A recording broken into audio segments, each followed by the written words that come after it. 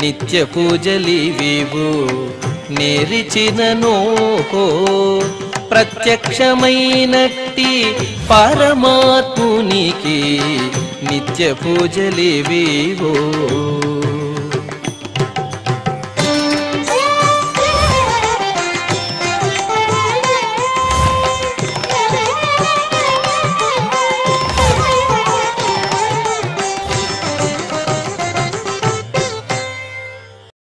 ఓం నమో వెంకటేశాయ. ఈరోజు సోమవారము, శ్రీ క్రోధినామ సంవత్సరము, ఉత్తరాయణము, వసంత ఋతువు, చైత్రమాసము, కృష్ణపక్షము, షష్ఠి తిథి, పూర్వాషాఢ నక్షత్రము, ఏప్రిల్ 29, 2024.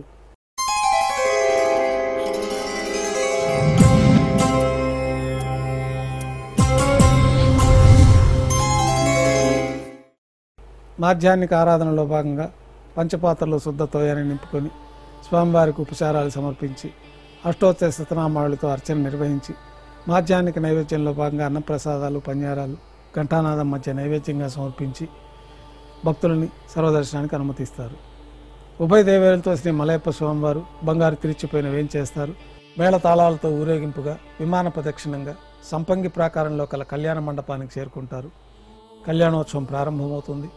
పుణ్యాహవాచనం, అంకురార్పణ, రక్షాబంధనం, అగ్నిప్రతిష్ఠ, స్వామివారికి అమ్మవారికి నూతన పట్టు వస్త్రాల అలంకరణ, మహాసంకల్ప పఠనం, మాంగళ్యాలకి ఆరాధన, మాంగళ్య పూజ పూర్తయిన తర్వాత స్వామివారి తరఫున అమ్మవార్లకి మాంగళ్యాల సమర్పణ.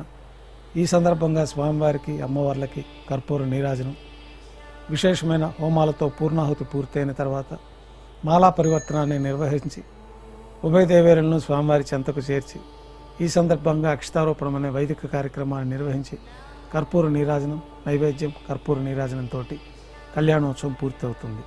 ఉభయ దేవేరులతో శ్రీ మలయప్ప స్వామివారు బంగారు తిరిచిపోయిన వేంచేసి మేళతాళాలతో ఊరేగింపుగా ధ్వజస్తంభం వద్ద కల అద్దాల మండపానికి చేరుకుంటారు.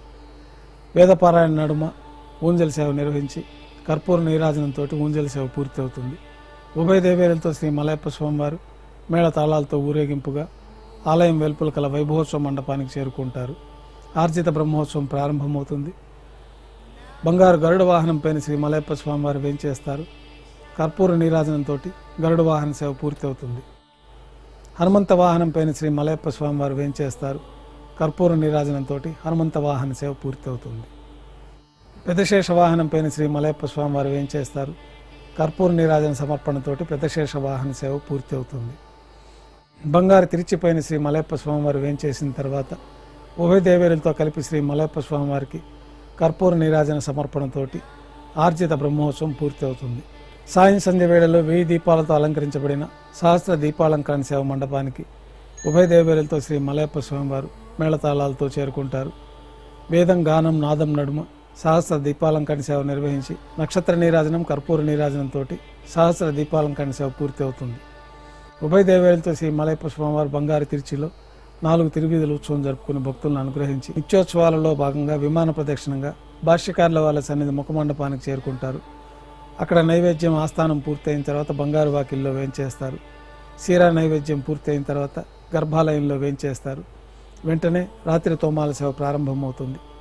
ఉదయం సమర్పించిన పుష్పమాలికలు సల్లింపు చేసి గర్భాలయాన్ని శుద్ధి చేసుకుని పంచపాత్రలో శుద్ధ జలాన్ని నింపుకొని శ్రీవైకానస ఆగమోక్తమైన ఉపచారాలు స్వామివారికి ఉత్సవమూర్తులకి సమర్పించి కొత్త పుష్పమాలికలతోటి స్వామివారికి ఉత్సవమూర్తులకి అలంకరణ జరిపి చతుర్వేద మంత్రాలతో మంత్రపుష్పాన్ని సమర్పించి నక్షత్ర నీరాజనము, కర్పూర నీరాజనంతో రాత్రి తోమాల సేవ పూర్తవుతుంది. అష్టోత్తర శతనామావళితో అర్చన నిర్వహించి రాత్రి నైవేద్యంలో భాగంగా అన్నప్రసాదాలు, పన్యారాలు ఘంటానాదం మధ్య నైవేద్యంగా సమర్పించి తిరువీస నైవేద్యం పూర్తయిన తర్వాత భక్తులను సర్వదర్శనానికి అనుమతిస్తారు.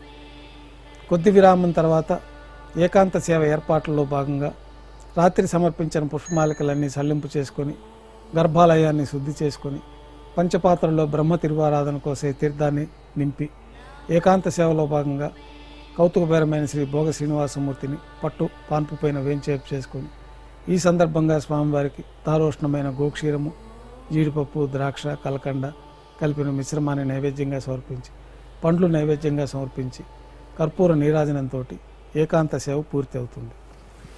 ఓం నమో వెంకటేశాయ.